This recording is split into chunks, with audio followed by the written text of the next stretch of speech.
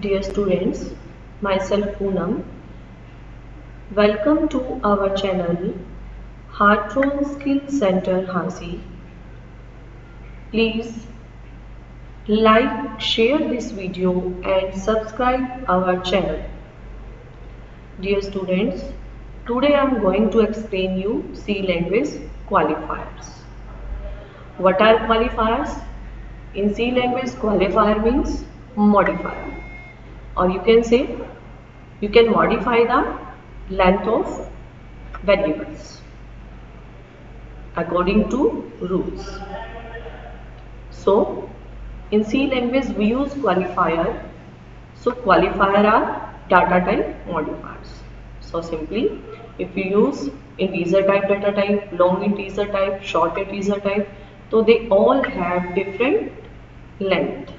So we can change it according to our requirement. So these are keywords and used to change the properties of current properties of data types. Data type modifiers or qualifiers are classified into following types. These C language qualifier can be applied on basic data types. ये जो qualifier है हम basic data type भी apply कर सकते हैं. Short, long, signed and unsigned. So modifiers are prefixed. Means पहले से ही fix है modifiers with basic data type. किसके साथ? Basic data type के साथ. To modify, or you can say to increase or decrease the storage space allocated to the variable. अगर हम किसी वेरिएबल को स्पेस एलोकेशन कम या ज़्यादा करना चाहते हैं अकॉर्डिंग टू अवर रिक्वायरमेंट, हम उसे चेंज कर सकते हैं. बट ये प्रीफिक्स्ड है कि शॉर्ट इंटीजर है तो इतना लेंथ रहेगा, लॉन्ग इंटीजर है तो इतना लेंथ रहेगा. So we can change it but according to rules. So let me see. C language qualifier are applied on basic types. These are integer, character and floating point. Integer or you can say int. Int simple int जो रहता है that is होता है 16 bits का, and short integer होता है 16 bits का, and long integer की लेंथ हो जाती है 32 bits, and unsigned int की लेंथ रहती है 16 bits. And unsigned long int रहता है 32 bits. And character or you can say char. Char 8 bits. Unsigned char is also 8 bits. And float point type रहता है 32 bits. And double में ये होता है 64 bits. और long double में इसकी length हो जाती है 80 bits. So next topic is assignment statement in C language. So what are assignment statements? Assignment statement आप सिंपली कह सकते हो किसी वेरिएबल को वैल्यूज असाइन कराना, जैसे a is equal to 10, b is equal to 20, जो इक्वल टू का sign, that is your assignment statement. So let me see. Format is as variable name is equal to expression. Variable name आप कुछ भी दे सकते हैं. a is equal to 10, b is equal to 20, c is equal to 30, etc. And here is example sum. Sum is a variable and expression is equal to 3 plus 7. So average is here variable and its value is equal to 3.4, etc. So this is the assignment statement in C language. Next is multiple assignment in C language. We can use the multiple assignment in C language, and we see how we can combine the assignment statement. Format of multiple assignment are variable is equal to variable is equal to variable and then expression. So example for that, a is equal to b is equal to c is equal to 0. तो it means a की value b के equal, b की value c के equal और c क्या है 0 है, तो तीनों वेरिएबल की वैल्यू क्या शो करेगा वो 0. So that is multiple assignment. So dear students, next I am going to explain a simple example of C programming. So a sample program of C language with explanation.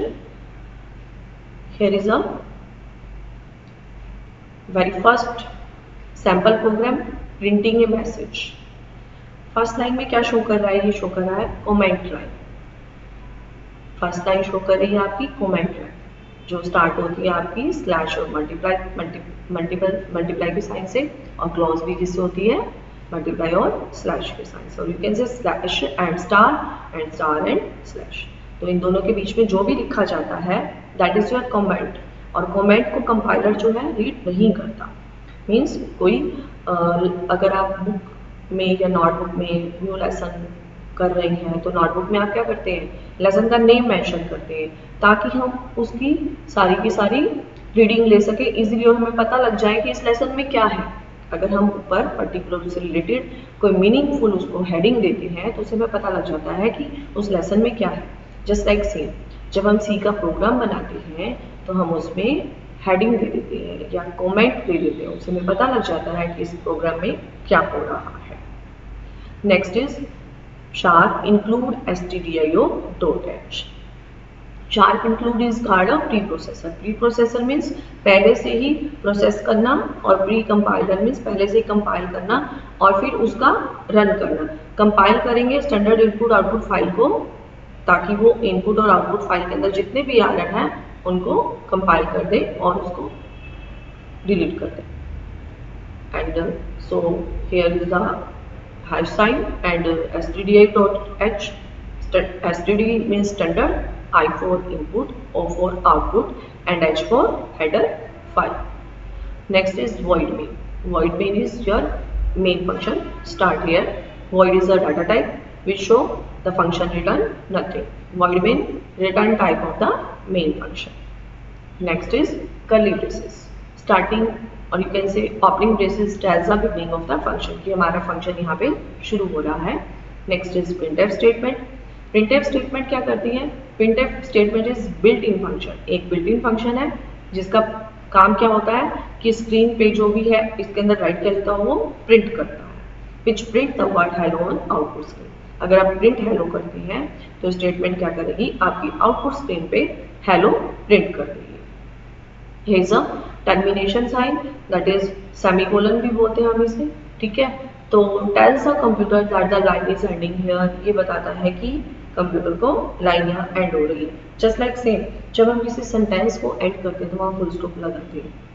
Just like same हम printf में भी ऐसा ही करते हैं और you can से हम सी के सारे प्रोग्राम्स में ऐसा ही करते हैं. जब हमें लाइन एंड करनी होती है तो हम टर्मिनेशन साइन और you can say semicolon sign का यूज करते हैं जो बताता है कि लाइन यहाँ खत्म हो रही है. नेक्स्ट इज गेट करेक्टर जो आउटपुट आपका स्क्रीन पे शो करेगा. ये एक फंक्शन है. Next is closing of curly braces and tells the closing of function main जो क्या बता रहा है कि फंक्शन मेन यहाँ पे खत्म हो रहा है. स्टार्टिंग कहाँ से हुई थी? Opening braces, opening curly braces. In between हमने राइट किया printf statement, then get character, it is your function and closing of curly braces means आपका जो भी फंक्शन वर्क करता है वो आपका ओपनिंग ब्रेसेस और क्लोजिंग ब्रेसेस के अंडर जितना भी आता है उसके अकॉर्डिंग फंक्शन वर्क करता है. So it's your complete program. Now you can compile it by using Alt plus F9 key and run it by using Control plus F9 key. So dear students, if you like our channel, please like it, share it and subscribe our channel with your friends.